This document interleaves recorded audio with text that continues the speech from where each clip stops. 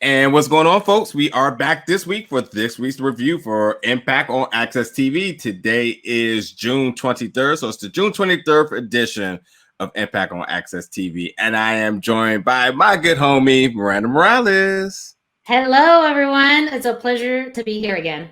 Hey, we got to see the shirt. I've seen it, but you got to show the shirt off. Oh yeah, yes, no, I gotta, and I didn't do this on purpose, but I've just been wearing this shirt now for like almost a whole day. I gotta rep fresh in the mail. Gotta rep Loca by Taya Valkyrie. It's a really fun shirt. It's very comfortable. So shout out to Taya and her good taste in clothing. No, but I absolutely think like a little review of it is definitely noteworthy from the things you said, because I with all the ordering that we've been happening to doing in the world, with everything being shut down, I think a good review is deserved. And I think it's really notable, like what you said. I'm not going to say it, but something you said, I was like, that's really interesting. And obviously about the quality and stuff. So go ahead. Yeah, no, I was mentioning that when I first got this shirt in the mail, just yesterday, it smelled like fresh laundry. So these are custom tie-dye t-shirts. So they do a really good job of not only having your shirt be very unique, but also in, I think, the process of just cleaning them before they send them out. It smells like laundry. I mean, what kind of like, it's so nice when you get a brand new shirt and it doesn't smell like chemicals. It smells like laundry. Yeah. It's a beautiful thing. I cannot remember what I ordered, but I ordered something and I thought something was bad in the refrigerator and I just could not figure it out. So I took all the trash out, and then for some odd reason, because something else in my order I had to return. So I ended up just reading reviews for the other thing they ordered, and somebody was like, "Don't buy this. It smells like it came out of a chemical factory." And I was just like, wow, that was it. Yeah, no, it was kind of mind blowing, but so that was such a refreshing thing to hear. Like, oh, it actually smells like it belongs here. It's fresh out the Very true. So good guy. This will be probably more shirts along the way as she releases them. This was part of her June 15th release. Nice. So I couldn't help it but wear it, and by couldn't help it, I mean, I've just been wearing it for almost 24 hours straight. So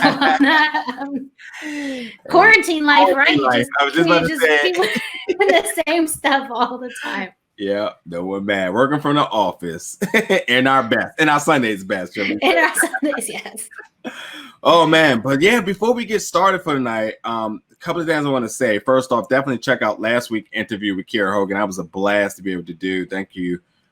For people at Impact for being able to set that up, and look forward to doing more and giving you guys more on that. So, definitely stay tuned on that. But as obviously anybody who's been a fan of wrestling all this week, we know a lot has been happening.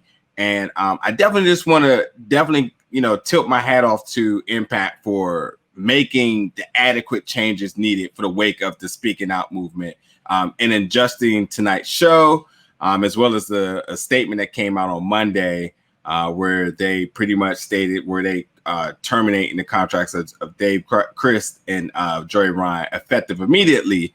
So, with everything that's happening with that, I definitely got to, looking for some positivity to see a promotion such as Impact taking the proper steps to kind of mitigating this really big issue that is going around. And then, with that being said, on the fly, being able to get this show together still, which was still a very super solid show before the redones, and still very intriguing as well. We'll talk about some of the changes that kind of stood out to us, but nonetheless, they were able to do it. And I think that just takes a lot of hard work for their team to be able to come together and do that on all ends.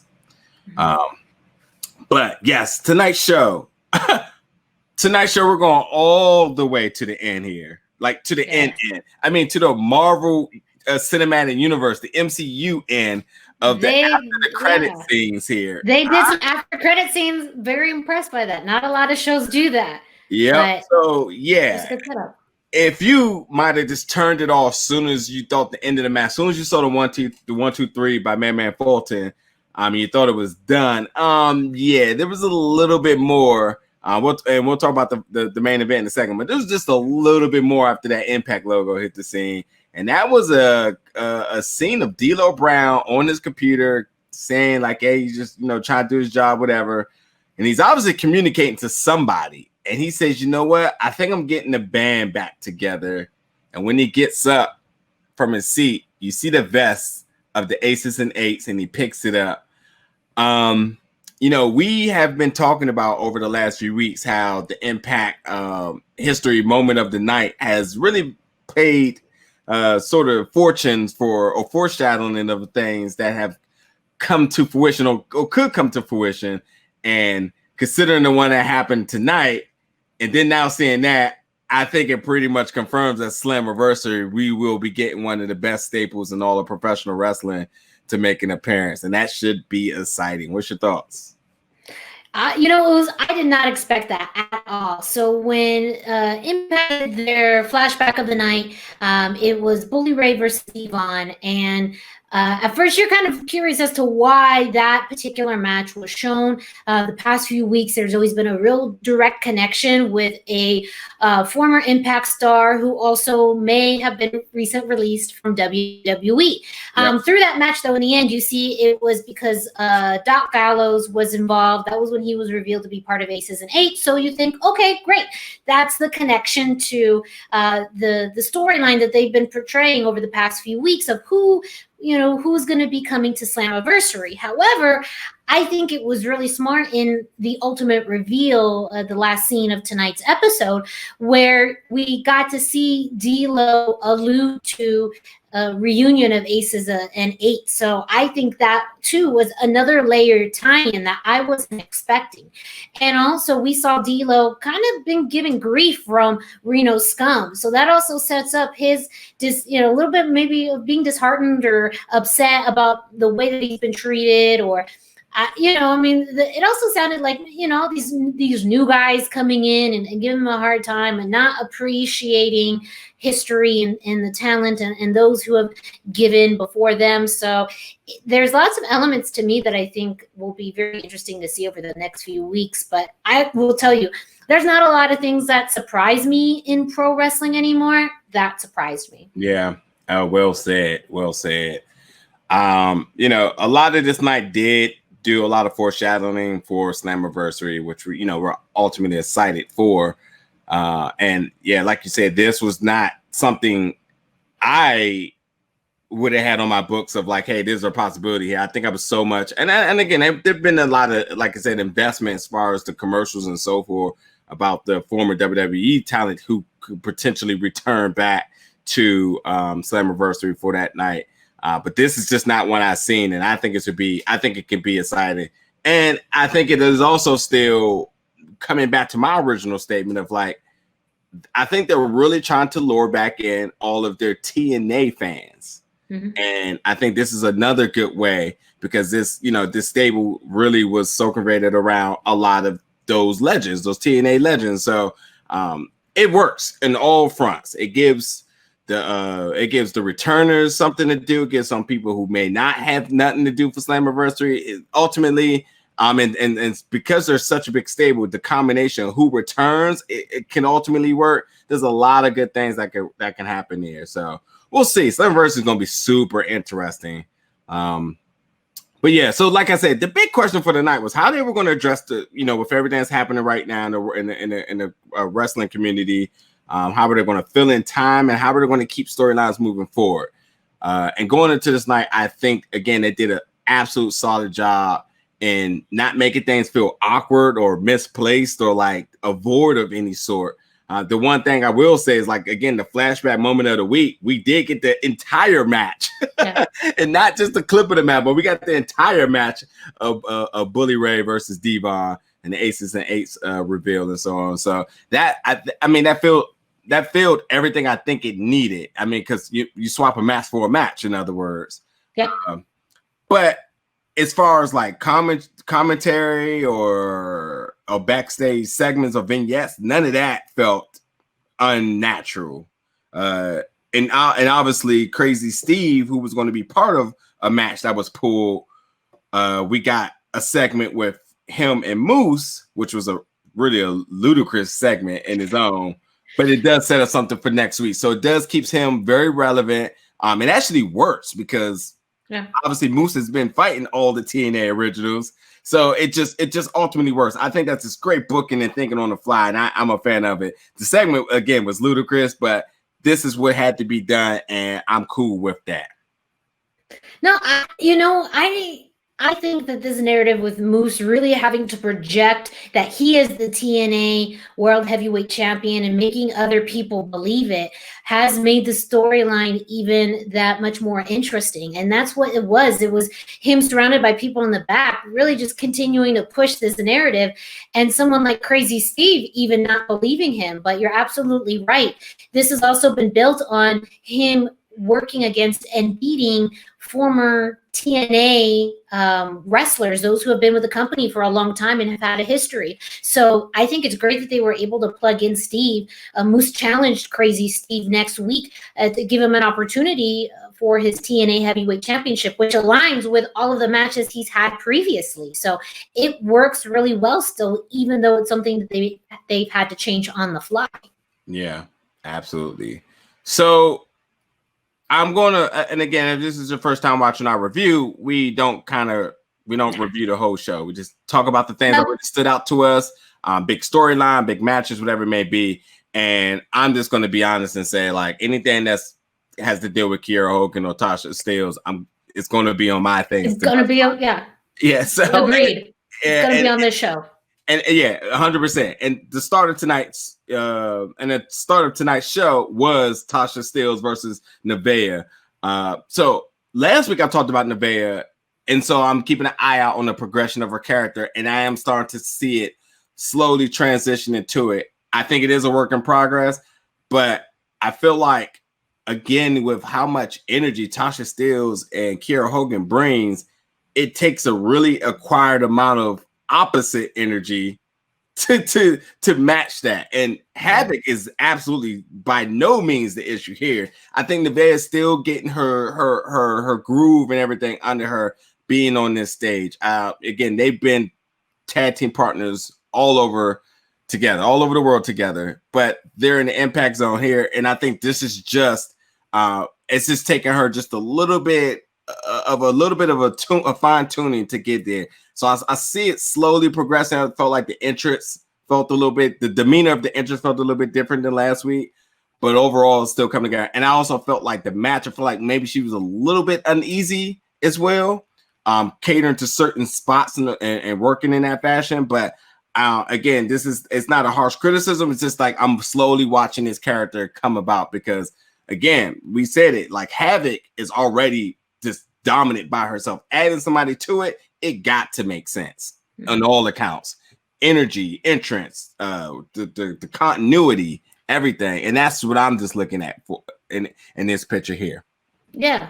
Well, I do see a change from last week, and maybe it was also the competitors. I don't know. I know last week Nevaeh faced Kimberly, and this week it was against Tasha Steelz. And for some reason, I just felt like there was a bit of better chemistry with Tasha. And I don't know, because there's already a storyline there that made the match have a better flow as well. But I thought that this was a really solid match. And maybe it's also similarities in styles where they're both a little bit more on the hard-hitting side when it comes to their wrestling. But it also, I don't think that the roll-up win by Tasha Steelz did anything to hurt Nevaeh because of the fact that, she was pulling at the tights. So if anything, hopefully we see that add fuel to her fire and get her more worked up. So by the time, they are all of them in the ring together as a tag match, which I'm hoping that it gets to, and that we really see a strong side of Nevaeh, that, she's tired of the shenanigans and all the tricks and games that Tasha and Kiera are pulling, and then we really see her let loose in the ring. Yeah, and again, we know the tag match is the ultimate end game here. That's why next week we see the match that's happening with the other two of this what am I going to say? This pairing. Of this pairing. Thank you. In the match. So slowly progressions. I'm cool with that. And plus, again, we understand what Tasha and Kiera are. To understand the Havoc and Nevaeh, I think it is something that we shouldn't just be forced. I think it should be something that should be developed. I mean, again, having a monster here, and why would a monster need additional work unless it just makes sense here? And I think that's just something that we'll just see slowly as we get towards Slammiversary, which I would assume that's where that match is officially going to be booked. Speaking of Slammiversary, I'm gonna say anniversary. Speaking of Slammiversary, we did get a match confirmed with Jordynne Grace versus Deonna Purrazzo. Now, before we actually talk about that, the rivalry between the two of them has been very interesting. Deonna Purrazzo had her Impact debut tonight against Alisha Edwards, excuse me. And while that match was what it was, I'm already thinking forward to Slammiversary, and them to confirming the match means that they already do that. This is where all roads were going to lead. But I really do love how they're using all aspects to really bring the feud to the point of total investment from everybody. Not only because they're just two good competitors, not only because they have history, not because this division is flaming hot right now, but it's because why not? You still got time to get to July. So, using their interview with Busted Open Radio, in which I thought was a really unique way of doing something I have done in the past, by the way, just on an indie scale on that note. But I think it's really cool for them to be able to do something like that. We're having somebody interview, bringing somebody else on. I definitely advise everybody to check it out. Again, it's on Busted Open Radio.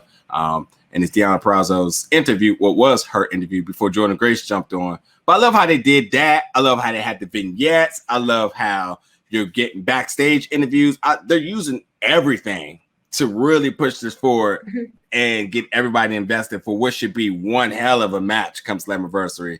But yeah, your thoughts on this? Well, you mentioned it earlier. It's everything in this show overall had a really good flow, and it was a utilization of time, being able to show what happened with the Busted Open interview earlier this week, and then the interview with Deonna, in which Alisha came in to interrupt, and then being able to tell the story after the match with Jordynne doing the run-in. It's spread throughout the show, which then helps tell that story and that progression in a way that makes it very interesting, where you can see the animosity building between these two women. And it's really making me buy into the title match coming up at Slammiversary. So I think that, again, there's not always a lot of, especially in the big leagues, promotions that spend that much time throughout the entirety of a show telling women's wrestling stories. So I really appreciate that they did that through multiple points throughout the show, and they're showing different aspects of it. Deonna, last week promo, they talked about her perseverance and her journey. So she was still, we weren't sure she was heel or face. And now you've seen over, the course of this show and even a little bit of last show with the attacks on Jordynne, she is kind of a heel, but a cocky one. And now Jordynne really has to adapt to the unpredictability that Deonna brings. But now Deonna's trying to take that narrative and have this go by her timeline, her rules, what she wants, which ultimately played into getting this match booked. So there's some psychology that I think has been really smart on Impact's part. And both Deonna and Jordynne, they've been playing their roles very, very well. And I just liked how the story was told throughout the episode, not just in one or two segments. Yeah, absolutely nailed it there on your thoughts. Okay, so as much as we talked about so far, to be 100% honest, the one thing I really was looking forward to, which I still feel was my favorite thing of the entire night, was Susie versus Taya Valkyrie, because I love me some Taya, and I love Susie Su Young, no matter how, whatever gimmick she's putting on. And I knew there was going to be a lot of I knew it was going to be a good quality match, regardless, which I felt like this match probably got the most time tonight as well too. It was a long match. Yeah, which I'm always appreciative when the women get the adequate time that they need, and then we're talking about two best in the game, period. I knew not only was it going to be good wrestling, but I knew there was going to be a lot of good character in here, and Taya she's phenomenal in anything she does. But Susie, in the conflict of Susie Su Young, is always the thing that we're always on the edge of looking like, when is it going to happen? And, considering Taya, that could be ultimately the trigger, the person that can do it.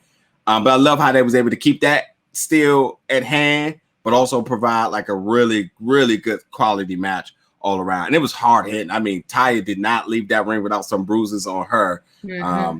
And then Kylie Rae coming to the rescue at the end. I love it as well. I still can't wait to see what the two of them, Kylie Rae and Susie, go. But Kylie Rae versus Taya Valkyrie is money to be made. Yes. Put in your pen right now and deposit all that money from that bank account, because that one is ready to go. That's the match that they got to be Slammiversary or something. But that's the match. That's the money making match there. And I don't think I ever seen them wrestle. I really don't. And not that I'm aware of either, and they may have on the independent scene at one point in time, but it's a different stage when you're wrestling on Impact. Mm-hmm. So I think absolutely that is going to be hopefully the match that they build towards. And yeah, they even mentioned the clothing lines, repping it one more time. So commentary it as well. But yeah, one thing And maybe it's just my confusion, because the commentary really does hype up on, who are we going to get, Susie or Sue Young? But I don't see any physical traits or physical aspects of where that line is. When Susie's in the ring, it just truly feels like Susie. And even in some of the backstage segments more lately, it just feels more like Susie than Sue Young. So I would like to see a little bit more on the character side or personality side, where you see hints of Sue Young, and maybe Susie's trying to rein it in, or and maybe that's something that they will tell in the story over the next few weeks. It does seem like Kylie Rae is there to be Susie's friend, to help her out. Taya really continued to be on Susie after the match, and Kylie Rae made the save. So maybe Kylie is kind of the way. Her role is really there to help keep Susie as Susie, but I would still like to see a little bit more of a moment where we see glimpses of Sue Young again, but maybe Susie pulls back.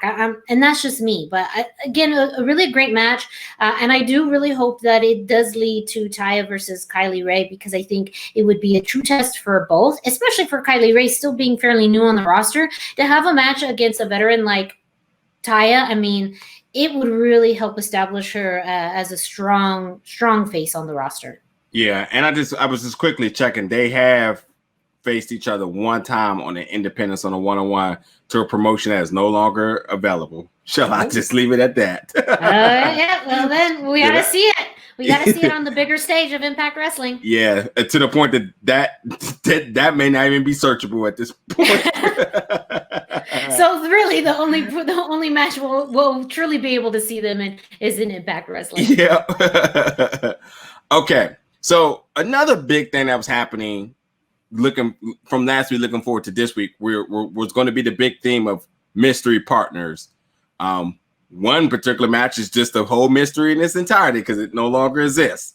However, there's another match in the Deaners and Willie Mack versus Chris Bay, Johnny Swinger, and their mystery partner, which ended up being revealed to be Rohit Raju, which I was a little bit disappointed because I feel like up until this point they haven't really gave him anything, and I just have not been totally invested. And when they had moments where they could have did something, they didn't. And so with all the hype of the mystery partner, especially with them having to have the whole mystery theme going into Slammiversary, if they deliver receipts like this could be problematic. You know what I mean? Yeah. But I will say this. Number one, Johnny Swinger is my MVP of the entire show because the segments backstage, and I don't know if they were just additional to fill in time or they were always going to be there. It doesn't even matter. They were amazing. He is super funny. And I think that regardless of who the person is, his vignettes invested it into almost could have been nobody, and I still would have had a good time with how they handled that. Nonetheless, the match itself I thought was really fun. A lot of creative spots in it. And while the ref lost complete control of the match, Chris Bay and Willie Mack is still the bigger picture here. And I love any moment of them just being able to get something in with each other. So, and good for the Deaners being back since the borders have opened, shall I say, or just being able to get back. However, overall, this match just did a lot for the good pacing for the night, and I enjoyed it. And like I said, Johnny Swinger was just absolutely A1 tonight. His vignettes continue to surprise me of how much I laugh with them. It's very corny and hokey, but that's exactly what his gimmick is, and it translates so well on television. You can just tell that he is really out of place in this generation of wrestling, but he has no idea, and he could care less. And you know what? Good for him. Like, what else can you say? And all of the people that he reached out to. I mean, you had either said this to me offline or even on the show. The one person that you thought that was going to be reached out to that was Rich Swann, and you thought, you know, obviously as well that Johnny Swinger was going to be able to literally swing him over to their side. Yeah. But it wasn't. And that's also another good element of storytelling, because I think that's been simmering Rich Swann and Willie Mack for a long time, and it probably will continue to simmer as Rich Swann is recovering from injury. So it's a way to keep telling that story on top of the current story. Yep. He even reached out to Taya and Hernandez and Homicide. Like, he really did search for anyone who was available, and the fact that they really ended up settling Rohit. I mean, Rohit. That's the story. People just settle on Rohit, and maybe that's just what his role on this roster is at this point. But it was funny storytelling, and the match itself was really entertaining, fast-paced, lots of spots.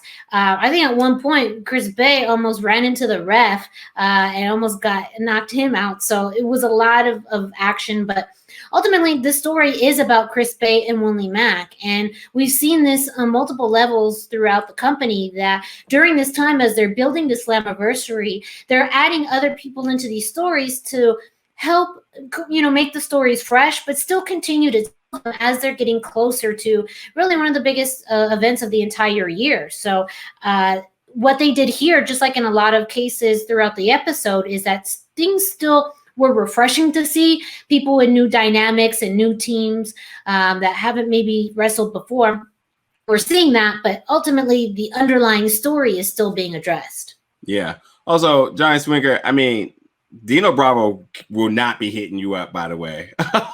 just want to make that clear. Sometime in the 90s was the last time he will be doing anything on this earth. So I'm sorry. I know you're working hard on trying to make some connections, but that was never going to come through for you. Also, I love the sprinkle of Taya being able to do intergender. I believe he said she's never done it. I'm surprised. Yeah, exactly. It's the first time you'd ever do intergender, and the look on her face, like, are you kidding me? I am surprised. That's right in that smack. Yeah.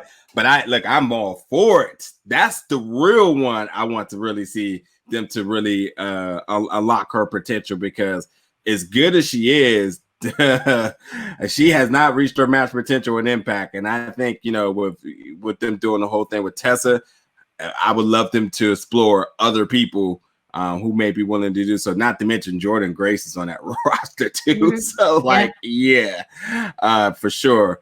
But yeah, again, I just think he just did a phenomenal job the entire night with that. I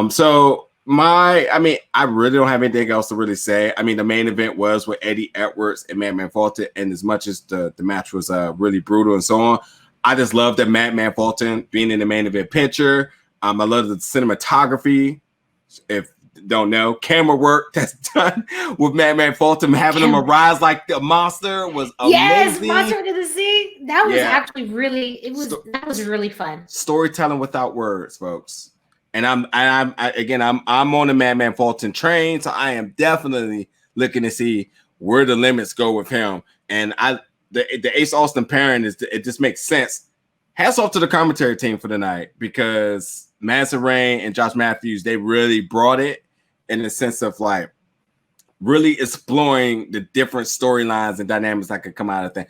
Yeah, we know we've been hearing all the foreshadowing Slammiversary that I haven't been totally a fan of, but nonetheless, they've done everything else really, really good. And I thought they did a good job calling the entire show tonight. And who knows if they had to do voiceover work or so on, but if they did and they had to, and it was at the last minute, again, hats off to the whole team for making this all happen. Overall tonight, June 23rd episode of Impact, which is just a really solid match moving forward to the ultimate destination of Slammiversary.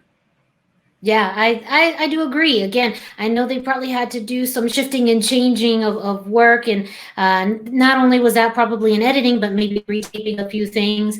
But you know, again, they're doing really good storytelling, and I agree with you with the commentary team. I feel like they do a fantastic job of being able to tell different aspects of the story. And Madison Rayne on color commentary, you don't see a lot of females on color commentary, and she's had, I think that's such an ideal role for her. Not only just basing that off of her character work in Impact, but just in that dynamic with Josh Matthews. Josh Matthews is the straight shooter. And so with that dynamic on top of just her previous character experience, it's actually been very fun to listen to them. It's not dry, it's not boring, and they do a really good job of carrying stories throughout the match. Right on. Matches. Well, that's all I got for tonight, as far as my thoughts. And I'm not unless you got anything, that might be all we have for tonight. Yep. Hey, you know what? Good work is good work. That's it. That's it. Well, again, stay tuned, folks. We'll be reviewing each and every week.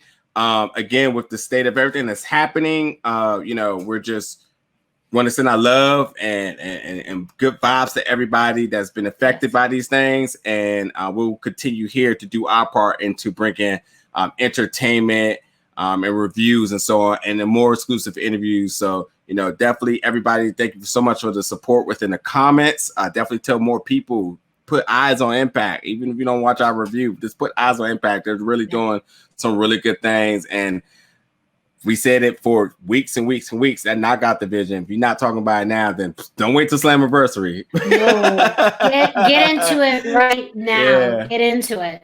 Yep. Anyway, thank you for watching, everybody. We'll catch you guys next week. Bye.